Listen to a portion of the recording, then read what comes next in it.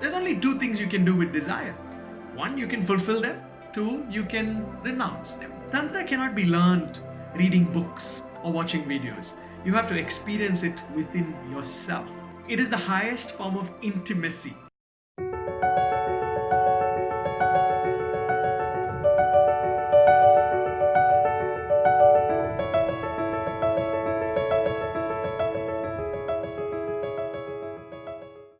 Namaste, my name is Anjaan and welcome to another video from Meditate with Anjaan.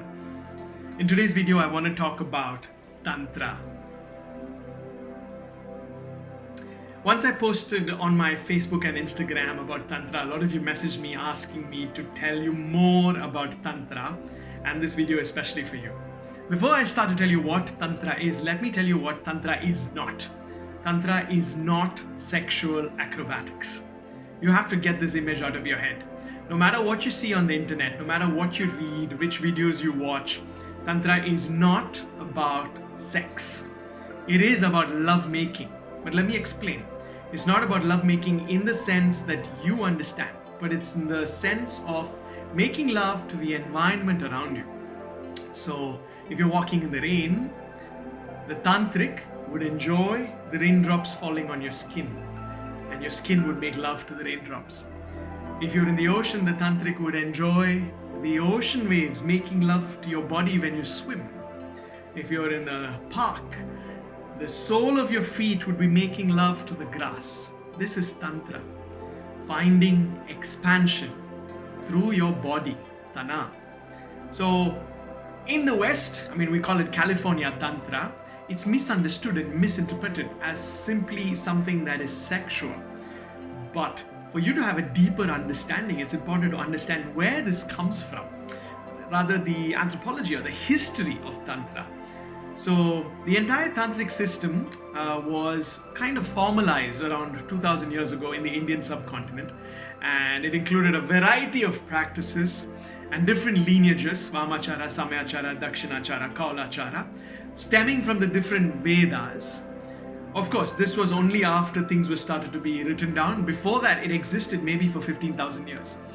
So in the ancient Vedic civilization and during that period, yoga and practices of spiritual enhancement were available only to the select few who decided to be renunciates, monks, ascetics, rishis, sages, munis, swamis. There's still many orders of these swamis and munis and rishis.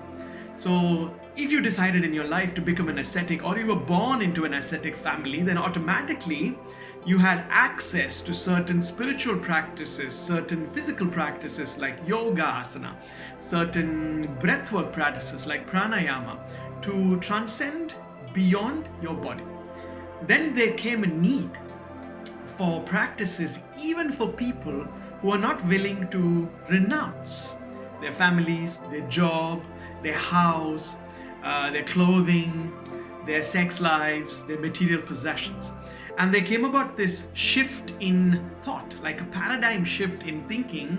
And the thinking was that your spiritual aspirations can coexist with your material desires. So this is when Tantra comes into play. So in the Tantric way, compared to the Vedic or Vedantic way, the desires are fulfilled before you find liberation. In the Vedic or Vedantic way, the desires are renounced before you find liberation. So as you can see, it both starts with desires and both ends with liberation. You can call this the Shiva's path and the Buddha's path also, because the Buddha's path is about renunciation. Neither is good or bad. It depends on what serves you.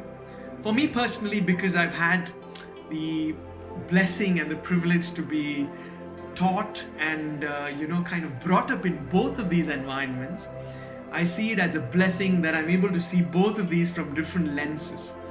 In the traditionalist or the purist point of view, combining these two will have lesser effect. So many modern yoga schools, many modern yoga studios, many modern yogis in fact combine concepts from Tantra and concepts from Vedic, Vedantic, Advaitic thinking and philosophy to have a mishmash. Maybe it works for them, but in the traditionalist point of view, it's better to keep these two separate.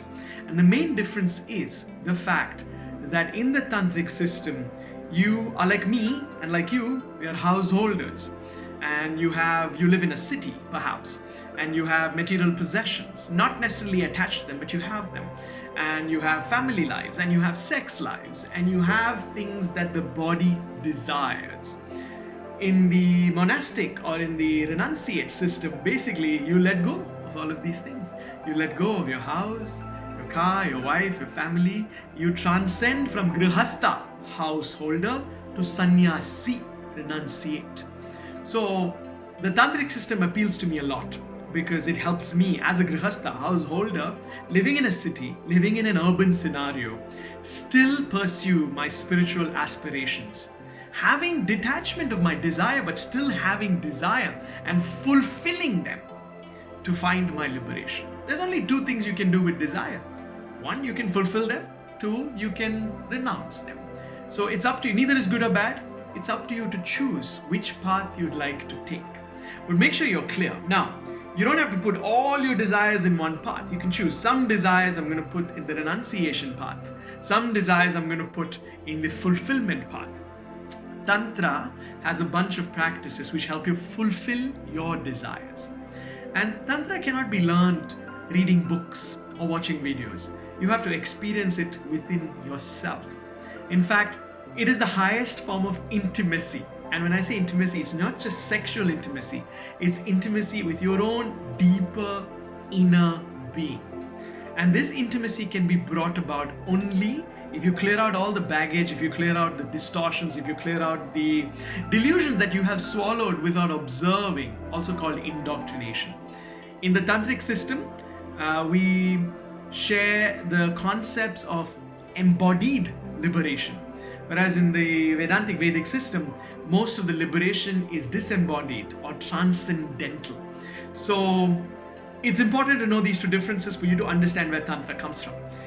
In a traditionalist point of view, till 2,500 years ago, there was Patanjali's Yoga Sutra, which many of the scholars say is called traditional yoga, classical Hatha Yoga.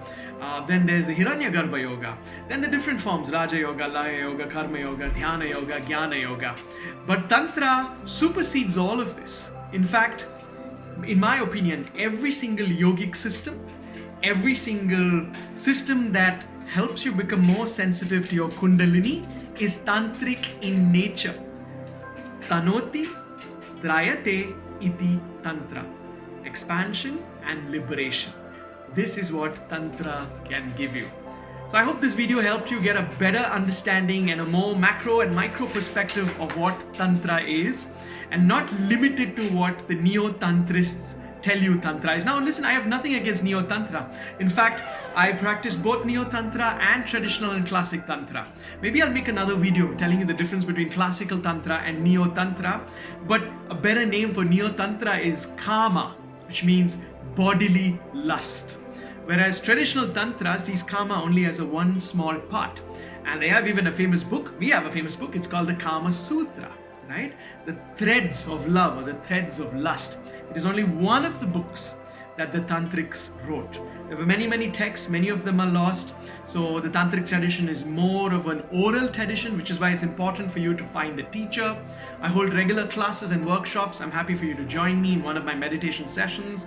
And I hope we can help you find the tantric within you, who uses your body, who uses your senses, who uses your ability to feel things, to find a better connection for you within yourself, so that you can go higher, you can transmute, and you can find a more purposeful and more fulfilling way of living, and eventually find ananda, or deep inside satisfaction and bliss.